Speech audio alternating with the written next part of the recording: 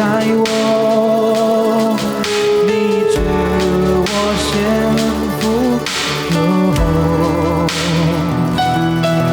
虽然过去也软弱，你的心碎不离开我，改变我心，使我完全。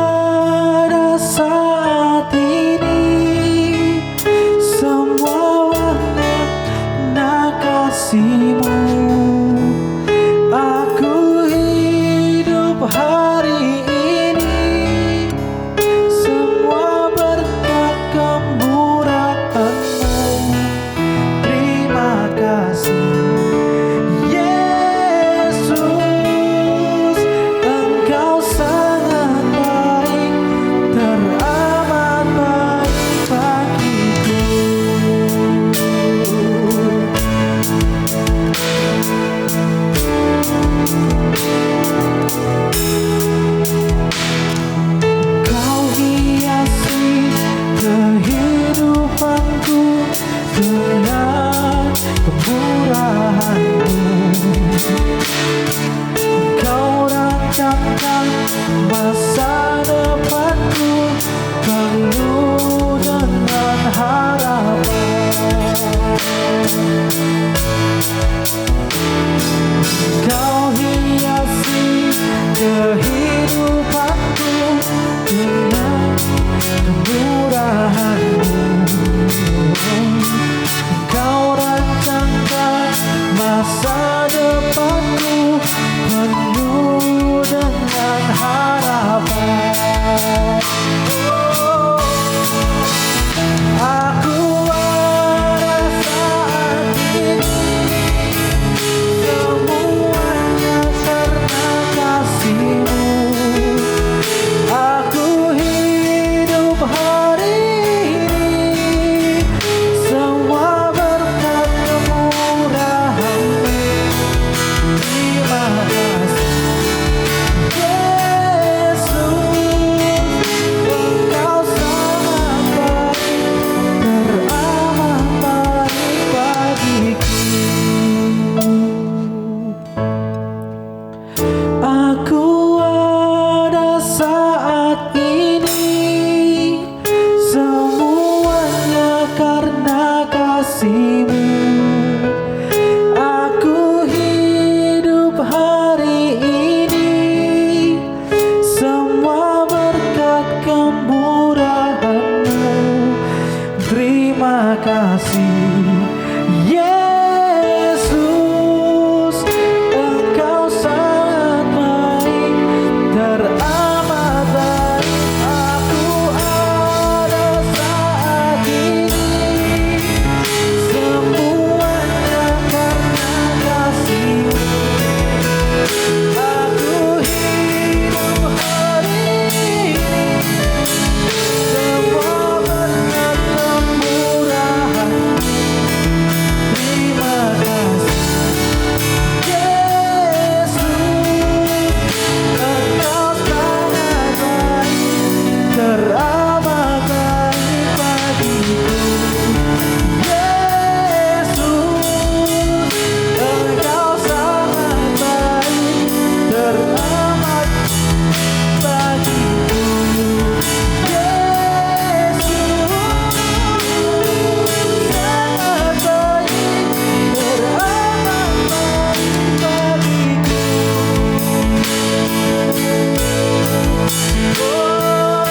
sangat baik,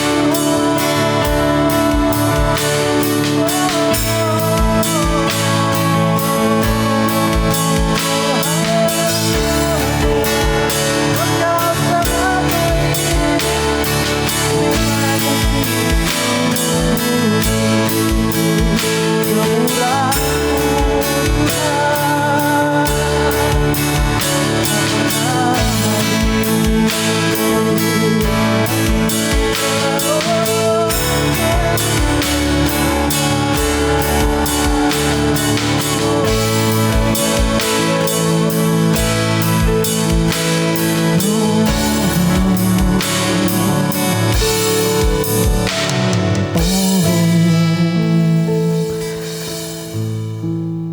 Terima kasih Bapak.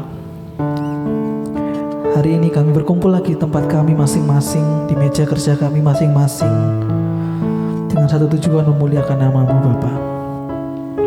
Kami tahu Imlek di bulan ini terasa sungguh berbeda.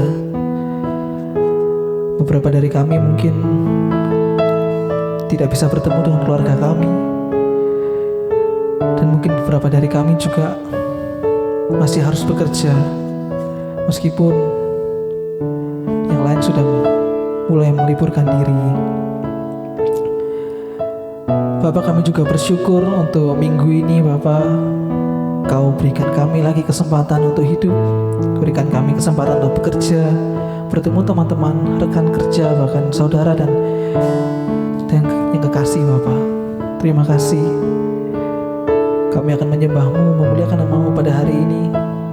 Biarlah pujian kami dapat menjadi berkat, menjadi kekuatan bagi kami. Di dalam nama Tuhan Yesus kami dapat berdoa dan ucap syukur. Amin.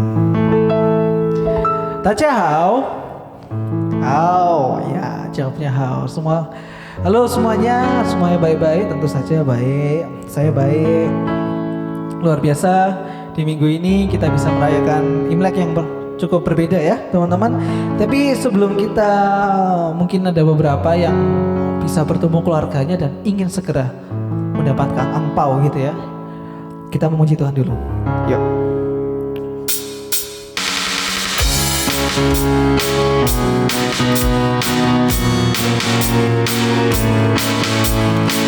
Yang mau berdiri, lompat, nyanyi bareng-bareng. Yuk.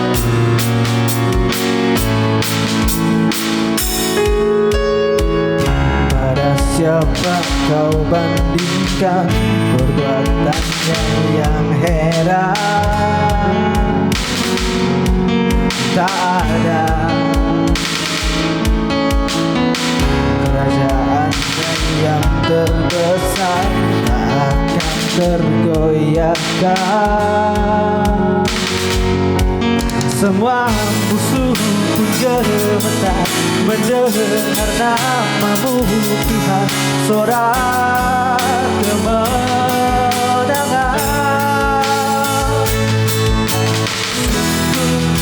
Tak tertandingi, tak ada yang setara denganmu.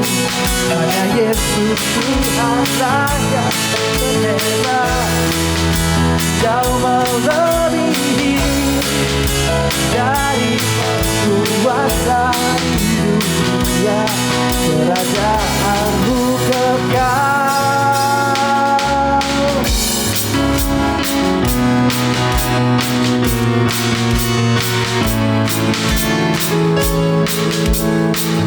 Pada siapa membandingkan perbuatannya yang heran? Tak ada kerajaannya yang terbesar akan tergoyahkan. Semua musuh pun gemetar mendengar namamu Tuhan, sorak kemenangan.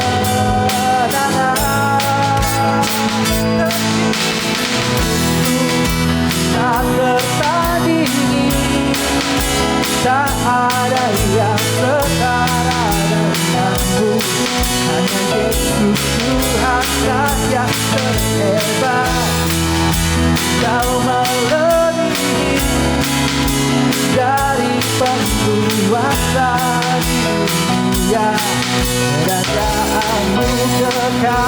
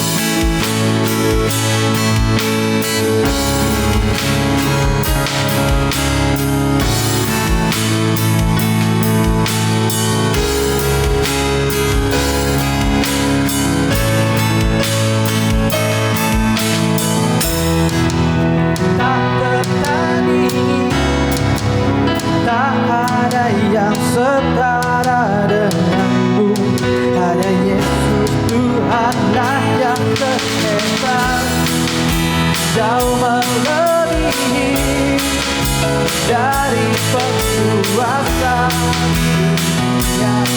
Kerajaanmu kekal, tak tertandingi, tak ada yang setara denganmu.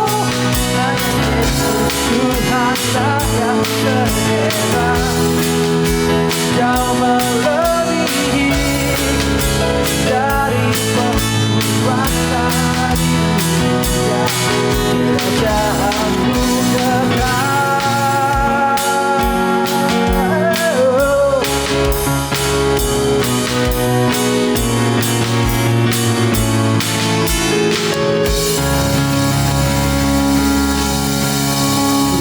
kepada Tuhan kita. Beberapa minggu lalu ulang tahun Honda Surabaya Center ya, yang ke-34.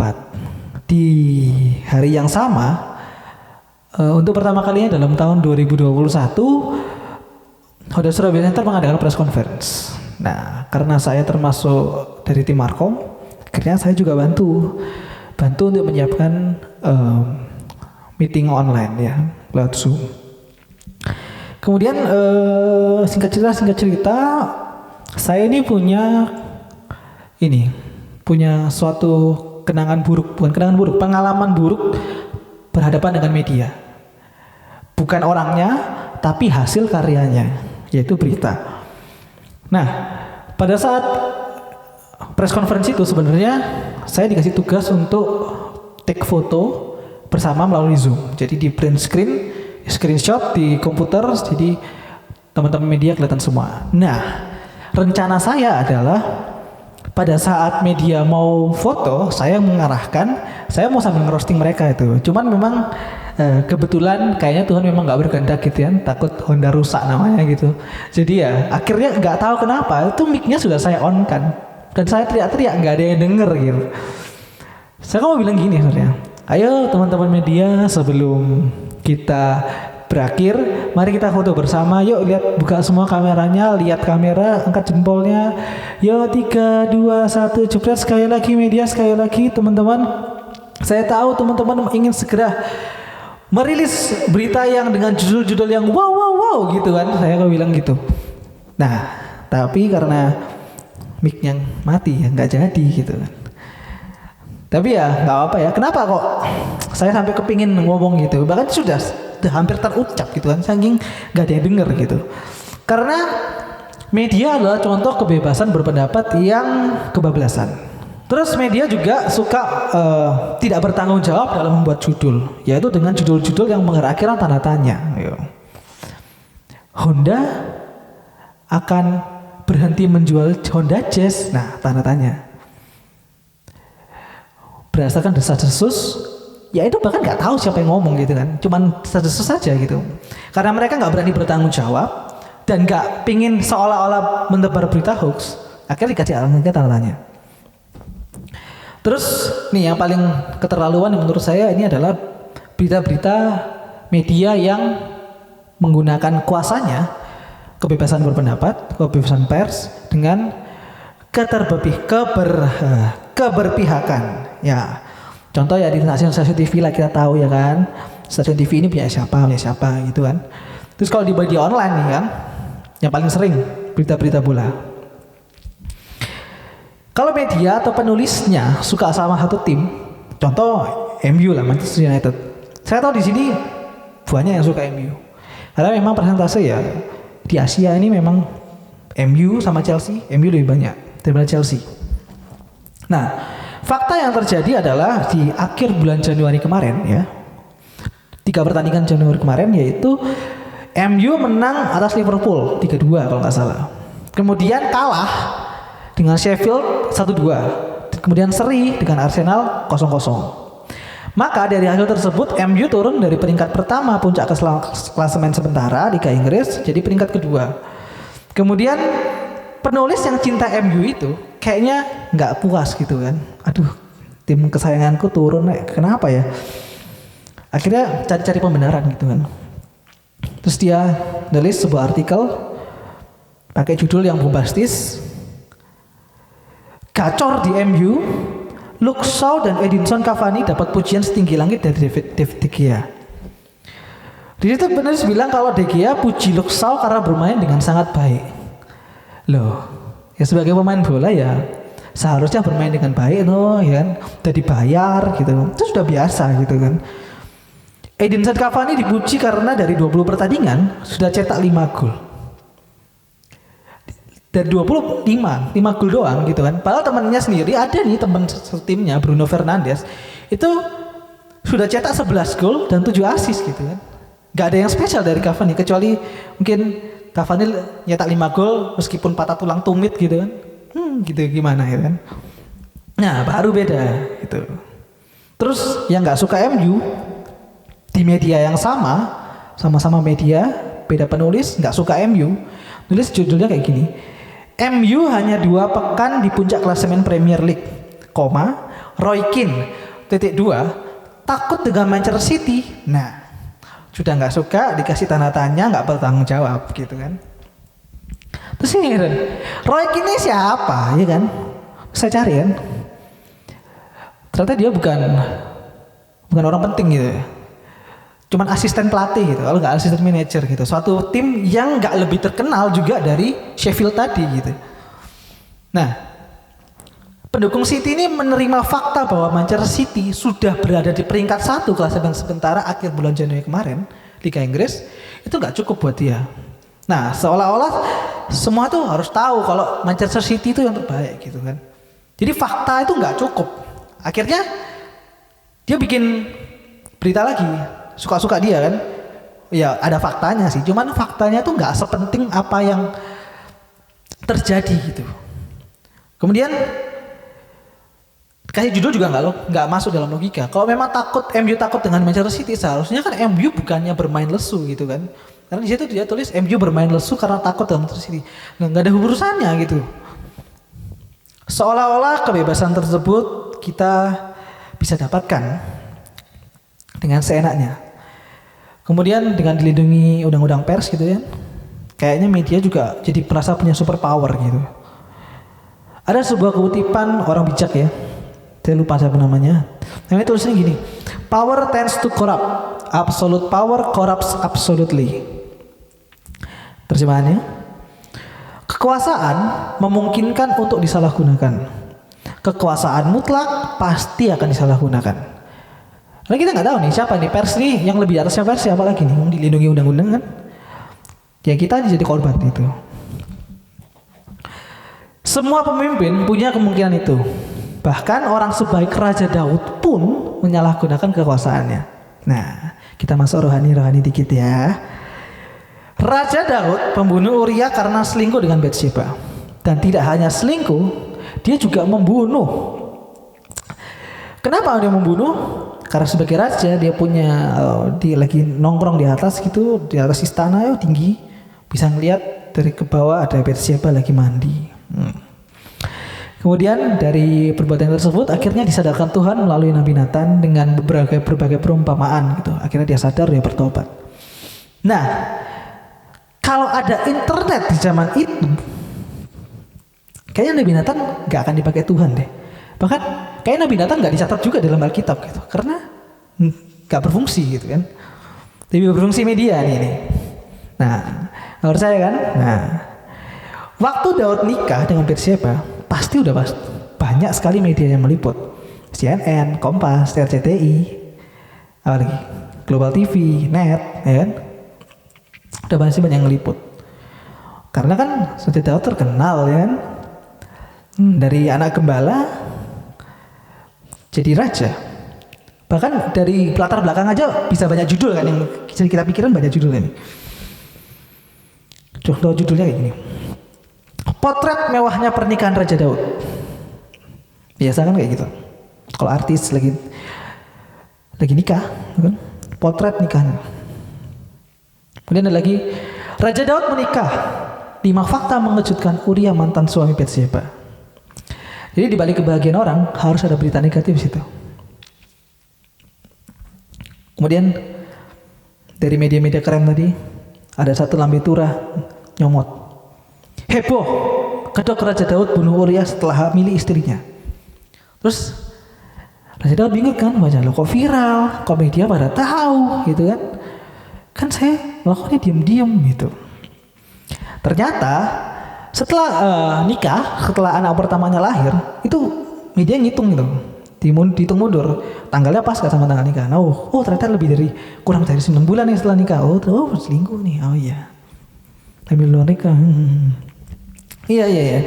Fakta sih, tapi kan mencari keuntungan dari eksploitasi kejahatan dan dosa orang lain tuh nggak ada bedanya gitu. Kalian sama yang berbuat dosa gitu kan. Dengan kekuasaan mutlak, media menciptakan keresahan, bukan menjawab keresahan. Dan bukankah kebebasan kebablasan itu tersebut juga terjadi di lingkungan kita? terutama gereja. Dengan berkembang pesatnya dunia digital, internet gitu, tidak cukup rasanya untuk pendeta atau hamba Tuhan memberitakan Injil untuk dibatasi dengan tembok gereja. Baik, nggak apa-apa. Dengan gelar pendetanya dan sosial media yang ada, mereka menyebarkan Injil dengan dasar perintah Tuhan sebelum Tuhan naik ke surga. Dan Yesus bilang, beritakanlah Injil, kebenaran Injil dari Yudea, Samaria dan sampai ke ujung bumi. Lihat, sampai ke ujung bumi. Tapi kan bumi itu bulat ya, nggak ada ujungnya dong. Iya, makanya tuh. Nah, karena ujung bumi itu bulat, tidak ada ujungnya, yang gampang ya dengan sosial media gitu kan. Bagus, tujuannya bagus. Dengan berdasarkan perintah Tuhan tersebut, berapa banyak yang benar-benar memberitakan Injil dengan tujuan memuliakan Tuhan? Sudah banyak pendeta penipu, ya kita tahu. Pendeta penipu yang memanfaatkan jabatannya sebagai pendeta untuk kepentingan pribadi. Peter Popoff misalnya, dia merupakan televangelism. Televangelis yaitu penginjil yang melalui media televisi, gitu kan. Jadi misalnya kayak saya ini kan, memang saya bukan pendeta sih, jadi bukan sebetulnya bukan televangelism. Jadi dia di syuting di suatu kayak acara dahsyat gitulah ya kan. Syuting, kalau biasanya di dahsyat tuh orang joget-joget, misalnya orang minta kesembuhan gitu. Nah, sebelum orang-orang itu datang ke studio, ini yang menarik. Sebagian besar ya dari mereka, nggak semua, sebagian besar dari mereka itu disuruh ngisi formulir. Nah, formulir disitu tulis nama, tempat tinggal, nomor telepon, email, dan informasi-informasi lainnya sampai keluh kesahnya mereka. Misalnya, oh saya ada penyakit paru-paru basah nih, ya kan, usus buntu.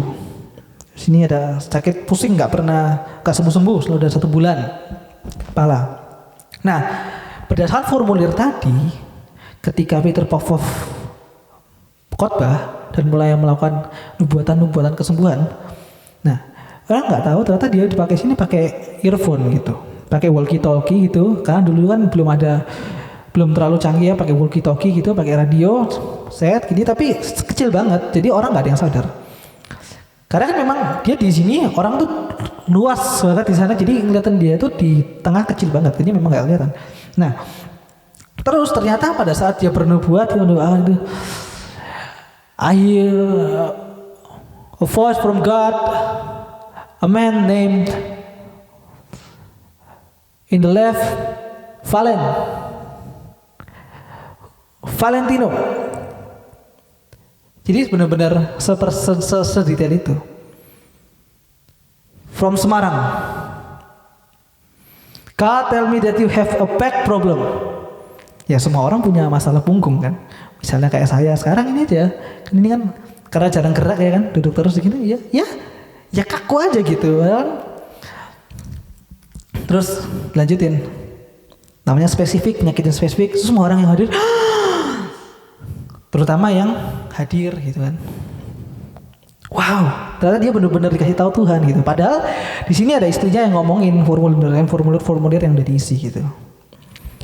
Nah, karena sangat mencurigakan ya, ada seorang jurnalis. Nah, ini jurnalis yang beneran ini, nggak kayak yang tadi di depan itu kan. Ini jurnalis beneran. Kok rasanya aneh ya? Terlalu spesifik untuk disampaikan gitu, sehingga akhirnya dia menyelidiki ya pakai alat macam-macam gitu untuk deteksi. Oh, ada gelombang radio nggak di sini?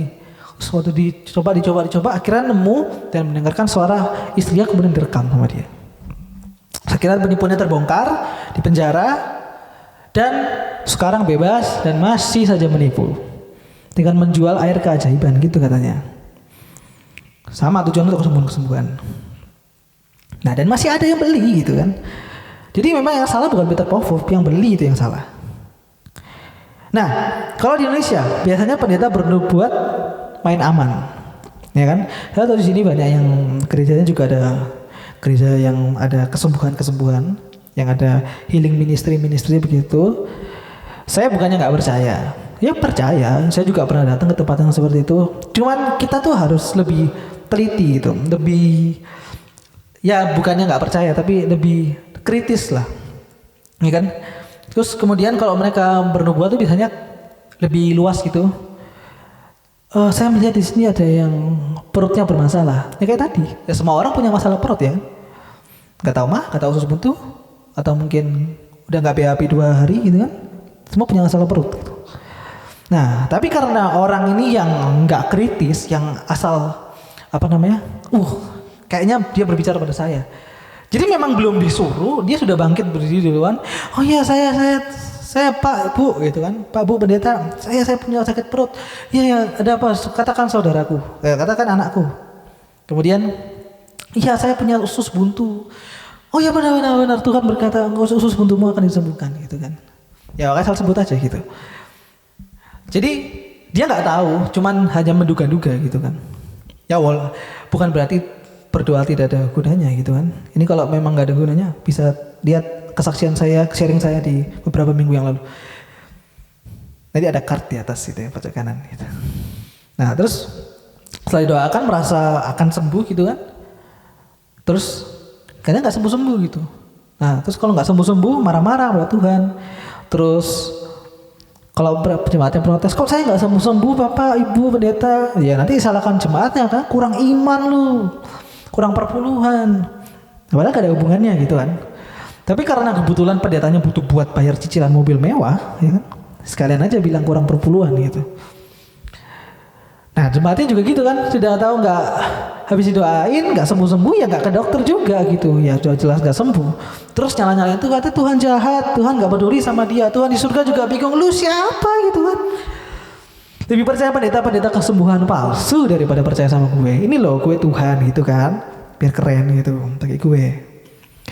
Gue Tuhan yang menciptakan langit dan bumi. Ini loh, udah aku sediain dokter terbaik. Ini sebelah rumah lu kan ada klinik kan, ya di situ tuh.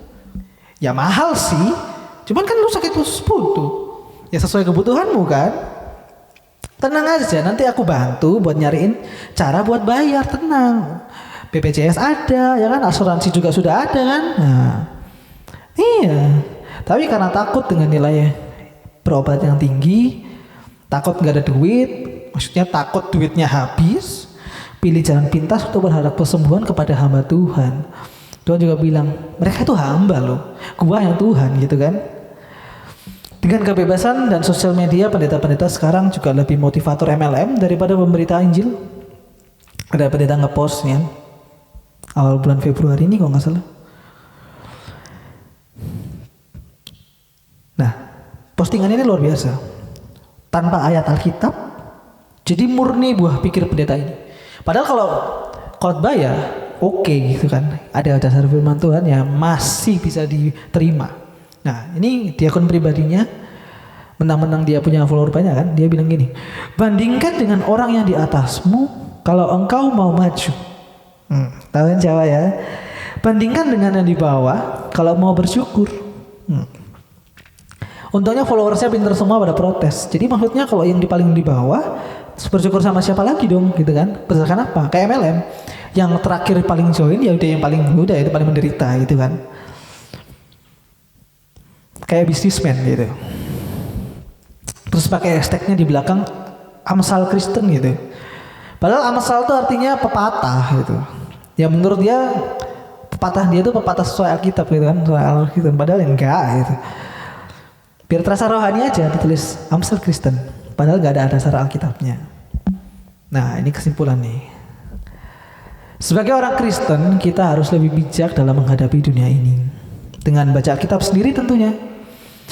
Kalau kita nggak mau belajar dikit, ya nggak bisa gitu. Paling nggak belajar dikit atau dibaca lah, dipahami konteksnya. Jadi kalau ngambil ayat ya jangan cuma pluk satu itu yang keren, enggak. Dipahami konteksnya. Oh dia lagi ngomong tentang apa, siapa di sana. Jadi pesan yang disampaikan pun jadi lebih masuk gitu. Dan gak asal percaya gitu.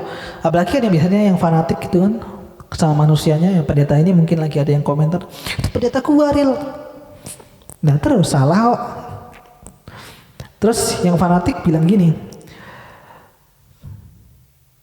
terus harus gimana dong? Ya tadi baca Alkitabnya. Kalau memang salah, ya akuilah dia salah gitu kan. Kalau dia benar ya akuilah dia benar. Nah terus kita jadi fans fanatik itu, kurangilah fanatik, hilangi fanatiknya. Suka ya suka aja gitu, nggak usah norak gitu. Karena terlalu fanatik itu membuat kita melihat dunia sebagai hitam dan putih.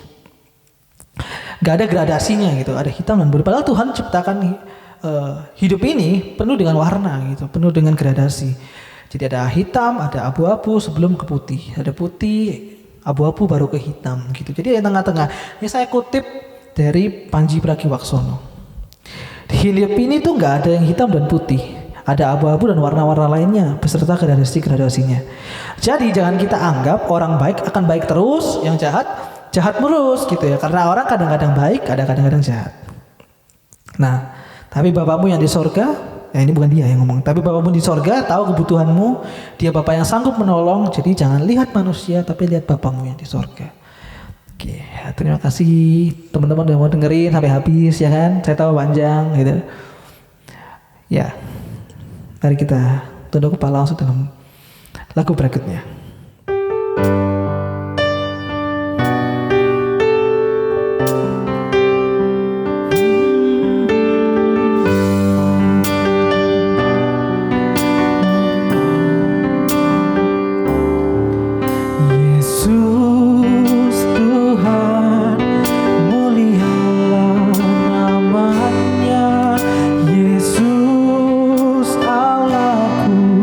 Besar kasih-Nya dahulu, sekarang, sampai selamanya. Kasih-Nya tak pernah berubah. Yesus Tuhan, mulialah namanya. Yesus Allahku, besar kuasa-Nya dahulu, sekarang, sampai selamanya. Kuasa-Nya tak pernah berubah. Dia sanggup, Yesus sanggup melakukan perkara yang besar. Dia sanggup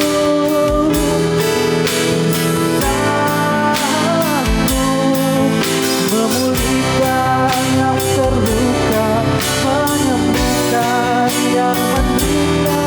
Dia sanggup memulihkan hidupmu.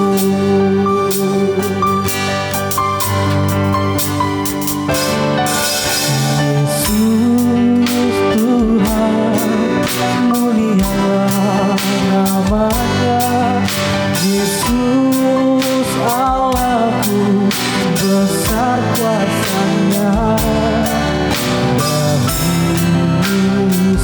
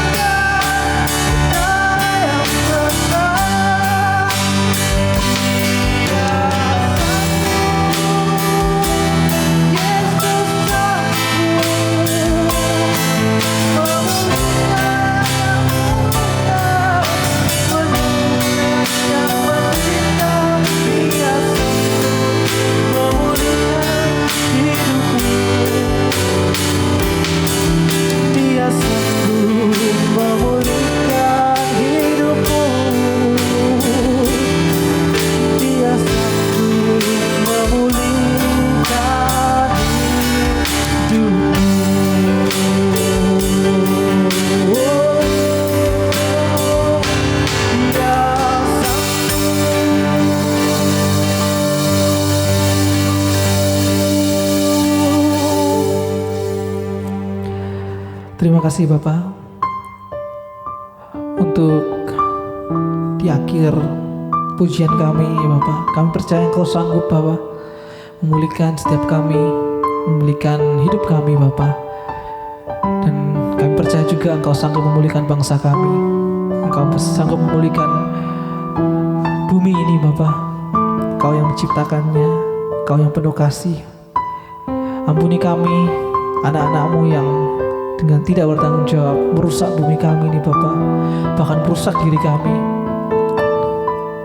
dengan menyalahkan diri-Mu. Bapak, kami percaya Engkau sanggup, namun biarlah apa yang terjadi adalah sesuai kehendak-Mu, dan hanya kehendak-Mu lah jadi dalam hidup kami. Terima kasih ya, di dalam nama Tuhan Yesus kami sudah berdoa, ucap syukur, amin. Ya, selamat hari Jumat teman-teman, kungsi-kungsi ya kan. Selamat mencari angpau bagi yang mencari angpau. Mungkin masih ada yang mencari angpau juga. Dan jangan lupa untuk subscribe juga tentunya, komen, like jika Anda suka sharing yang tadi, dislike aja kalau nggak suka nggak apa-apa. Namun ingat, Tuhan sanggup bukan berarti Tuhan mau. Karena Tuhan punya rencananya sendiri yang tiada hidup kalian semua. Bye-bye.